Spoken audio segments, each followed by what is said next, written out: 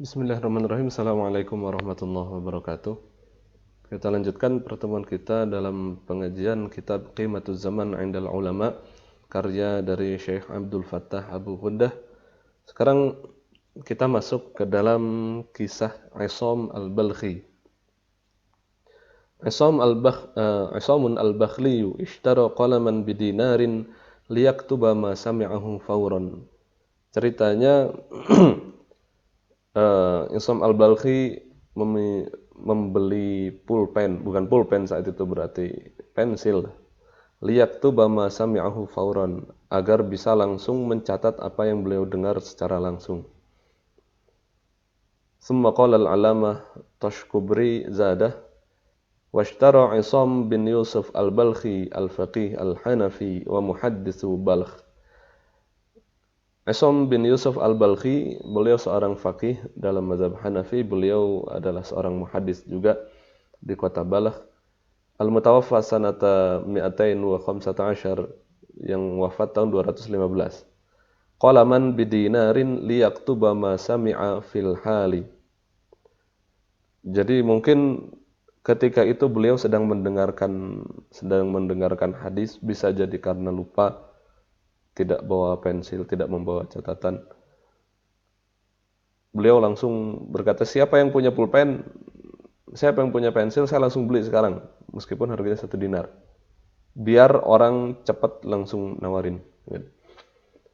Kalau dibayangkan 1 dinar itu 4,25 gram.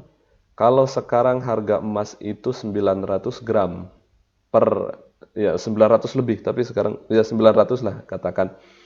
900 dikali 4,25, segitu. Berarti kan kira-kira hampir ada 4 jutaan. Cuma untuk menulis saja. Jadi ishtara qalaman bidinarin liyaktuba ma sami'a fil hal, agar beliau bisa langsung menulis apa yang hadis yang beliau dengarkan langsung saat itu juga. Fal umru qasirun, karena umur itu pendek. Wal ilmu katsirun, sedangkan ilmu itu banyak. Fayanbaghi lit-talibi alla yudhi'al awqata was-sa'at. Fayanbaghi lit-talib, maka sudah sepatutnya bagi seorang pencari ilmu alla yudhi'a, untuk tidak menghilangkan, tidak membuang-buang al-awqat was-sa'at, tidak membuang-buang waktunya. Wa yaghtanimal layali wal khalawat, dan menghabiskan waktunya, mempergunakan malam-malamnya, wal khalawat, dan waktu-waktu kesendiriannya. Wa yaghtanimash syuyukh, dan mengambil apapun yang bisa diambil dari syuyukh, dari guru-gurunya. Wa yastafida minhum, dan mengambil faidah dari mereka. Falaisa kullu ma fata yudrok, karena tidak setiap apa yang terlewat itu bisa ditemukan kembali, bisa dicapai kembali. Dalam syair dikatakan, walastu bimudrikin ma fata minni bilahfa wala bilaita wala lawa anni. Lastu bimudrikin, saya tidak bisa mencapai atau mengambil kembali ma fata minni, apa yang telah hilang dari saya, bilahfa, meskipun cuma dengan dengan andai, wala bilaita, laita itu kan perandai-andaian, wala lau, ataupun dengan lau anni, meskipun saya coba aja seperti ini. Kisah yang selanjutnya masih sama. Dikisahkan, namanya Muhammad bin Salam al-Bikandi. Beliau yunadi qalamun bidinar. Siapa yang mau menjual ke saya pensilnya dengan harga 1 dinar, 4 juta, katakanlah seperti itu. Hadza Muhammad bin Salam al-Bikandi Syekhul Bukhari. Beliau adalah gurunya Imam Bukhari. Kalau orang sudah masuk ke dalam sanadnya Imam Bukhari, berarti orang itu udah hebat. Orang itu berarti siqah, orang itu berarti alimnya luar biasa. Al-mutawaffa sanata 227, yang wafat tahun 227. Kana fi halit talab, jalisan fi majlisil imla. Beliau ketika itu sedang duduk di majelis hadis dan saat itu majelis hadisnya majelis imla. Jadi guru membacakan langsung menulis. Jadi gurunya membacakan satu kalimat atau beberapa kata dan muridnya langsung nulis. Nah, wa syaikhu yuhaddis wa yumli itu kan. Dan gurunya itu yuhaddis meriwayatkan hadis wa yumli dan mengimlakan membacakan secara pelan biar ditulis ulang. Fankasara qalamu Muhammad bin Salam. Lalu kemudian ternyata pensil beliau itu patah.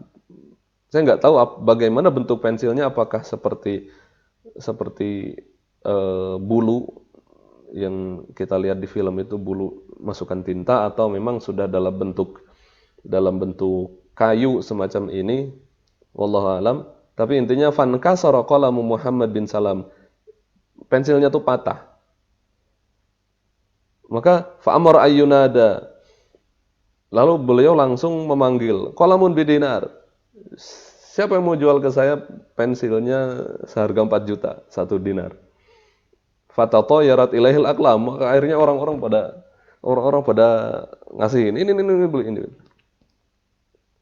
Hakahul Hafiz Al-Aini fi Umdatil Qari.